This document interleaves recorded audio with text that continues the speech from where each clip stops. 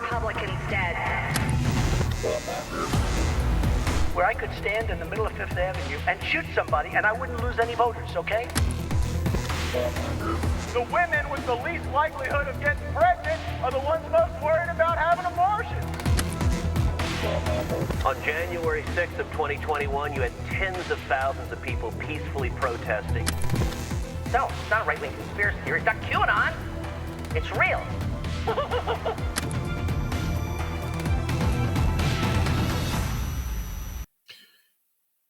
Hey folks, it's Rick. It's the first show after the new year, and I wanted to welcome you back. Unfortunately, today is a day that will, if we think about it properly, live in infamy. I would love to start out giving you the first show of the year on the enemies list, talking about how we're going to fight the bastards and how we're going to face them down and all that stuff, and it would be great to say that. And those are things we're going to do. But I have a little bit of an obsession, a little bit of a hobby horse, if you will, and a reason that Trump and his movement are permanently at the very top of my personal enemies list. Let's be clear about what we're talking about here. January 6th should have permanently disqualified Donald Trump from not only future office in this country, but from consideration as even a man who deserves to stay out of jail. And he's not going to go to jail because of it. We're never getting justice because of the sloth and the inaction and the foolishness of Merrick Garland.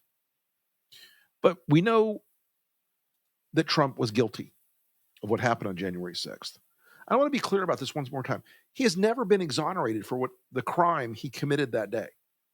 He's never been exonerated for the conspiracy that he orchestrated or for the intent he had to corrupt and destroy the results of a free and fair election. Keep that in your mind when you hear people say, it doesn't matter because he won. The crime still happened. The conspiracy still existed. The cause of it all still was Donald Trump. We owe it to history, folks, and to future generations to remember that day, to remember how it stained our democracy and our honor and our reputation, and how it exposed this path that Trump had led his followers down with his actions. And that path is one we're still on today. January 6th taught us that the guardrails, the norms, the institutions that everyone said, oh, they're going to hold firm, they'll be fine. They didn't hold. They failed that day. Those norms and institutions failed that day and in the days that followed. You know, the protection of America's destiny by providence or luck or whatever you want to call it, that has protected us many times from our worst instincts and our dumbest ideas, failed that day. We have to be honest about that. Now, the failure that happened after that day, we also have to be honest about. We've talked about this a lot on the show, but Mitch McConnell and his folks decided not worth convicting Trump, not worth pissing off his base. Well, the base owns them now. McConnell's out, or at least out of power. The control of Congress, the House and the Senate by MAGA forces is now largely complete. They had the chance that day to do the right thing. Mitch McConnell in particular will go down in history as having failed this country because on that day, after this event occurred, when they could have convicted him, they chose to play the political short game and screw the country. But look, I want to go back to that day again, because I'm recording that on a day that I get angry.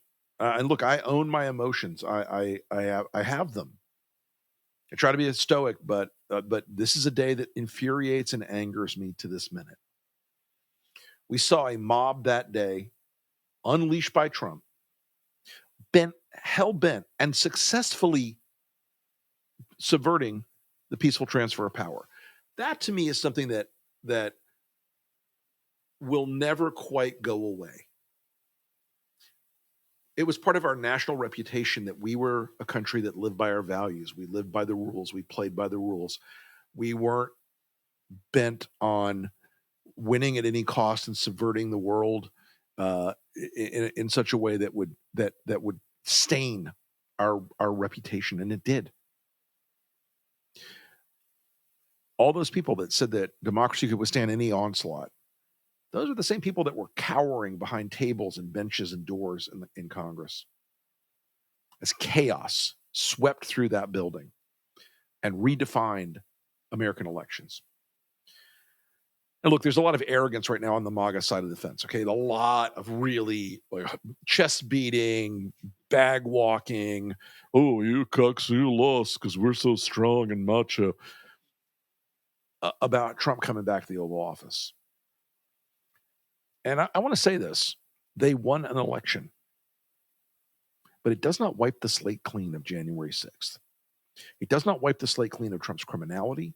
It does not. There's no twisted version in this where Trump gets absolution for what he did that day and what the people around him tried to accomplish that day. The broader conspiracy that day. We have still not, and we will never now see justice for what those people did on his behalf at the higher levels, the Willard War Room people who put together a plan that damn near worked, folks. Let's not pretend it didn't get really close to working.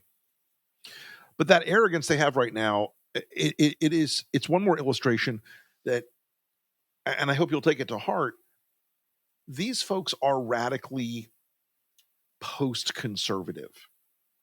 They can't see the harm or feel the shame that January 6th inflicted on us because all they could see was that it owned the libs and that it helped Trump. And in the end, it did help Trump. In the end, it helped him because he became a martyr to them. Because when the law closed in, it allowed him to raise the money he needed to survive. And by the way, I don't think there's any. It would have happened whether Garland had moved on day one or as he did on day 397 or whatever it was to take the first steps. Should have done it sooner. Let them raise the money, but if he'd had a guilty verdict by now, I still believe we'd live in a very different world. But there is an uncomfortable truth, folks, about all this. We need to look at it. We need to look it in the face because uncomfortable truths are here. We need to confront it. There's a really big part of our country now. It's not really 50%, by the way. Let's say Trump gets 35% of these crazies are the Trump hotties. They would vote for him if he promised to eat live babies on the lawn of the Capitol. They're the lunatics. There are a lot of behavioral Republicans and cultural Republicans, and that's a different discussion. It's not a majority of our country, but it's a plurality. And those are people that don't believe in the Constitution. They don't believe in the rule of law. They don't believe in peaceful transfer of power. They don't even believe in continuing the country as we know it. And that to me is something we are not admitting to ourselves in the movement that opposes Trump. A large number of Americans do not believe in the American system. They believe in a brand of America that exists in their heads, but they don't believe in the system of America based on the Constitution, based on the law, based on all the things that the founders fought for and generations after the founders fought for. I mean, the greatest trick the MAGA devil ever pulled was convincing the media that, it's about economic anxiety and the culture war. And it's not. Those things are in there. But it is about two visions of an American future. The MAGA vision is authoritarian, dark, dangerous, and it's a place where Trump has excelled. And on January 6th, that was the apotheosis of it.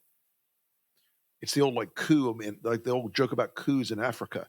We're going to seize the radio station, the airfield, and the Capitol, and the main barracks. They got close. They would have done more if they needed to win.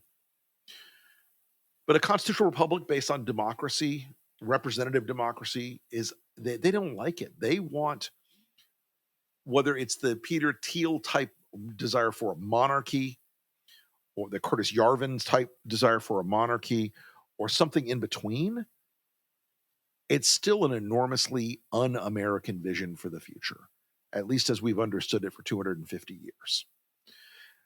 And I think we've really had a deep amount of trouble reconciling what January 6th meant. And it's a weak system in the minds of most Trump folks.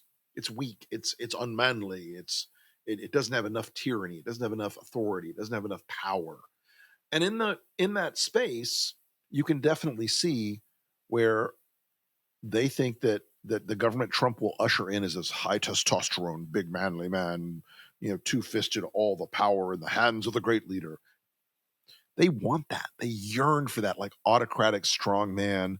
They want the orders to come down by executive fiat. And I got to tell you, the more I look at January 6th, the more I see that every battle that's going to come forward, legislative, legal, political, all the stuff that's going to happen, it boils down to whether we look at that day as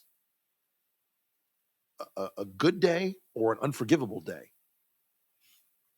And I have to tell you, Donald Trump's reentry of the White House in a very few days is propelled by all the grievance and revanchist politics and revisionist history and all that. They are going to portray this as a vindication of January 6th.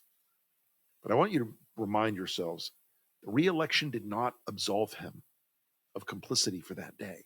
It did not erase the tidal wave of lies, the bullshit legal maneuvers, the rallies, the tweets, the fight like hell, trial by combat rhetoric by Trump and his allies. Okay, it doesn't do that. It does not expunge the rhetoric that incited and ignited that tinderbox on January 6th.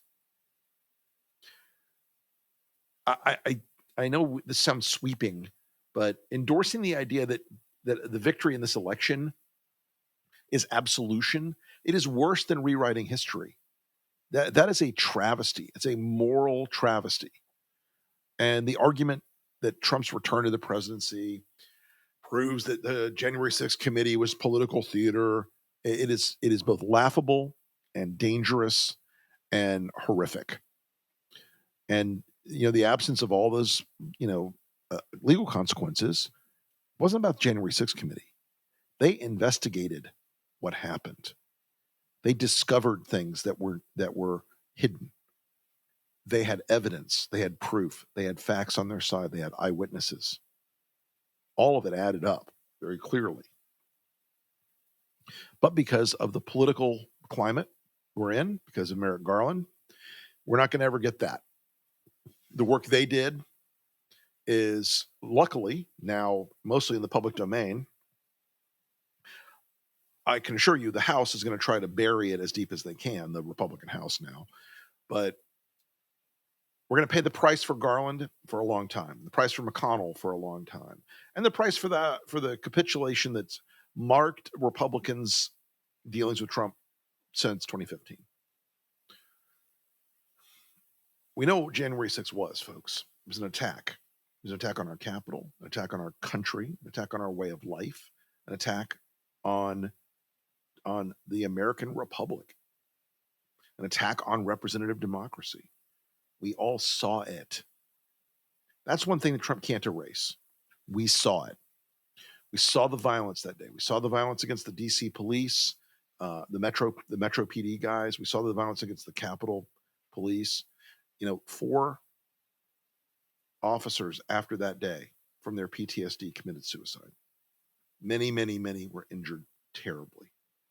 Brian Sicknick went home and died after being beaten. We saw it. He sent them. We know who they are and what they are. Despite their win, despite the moment they're having right now of triumphalism, they are still the people that did that. You should bear that in mind.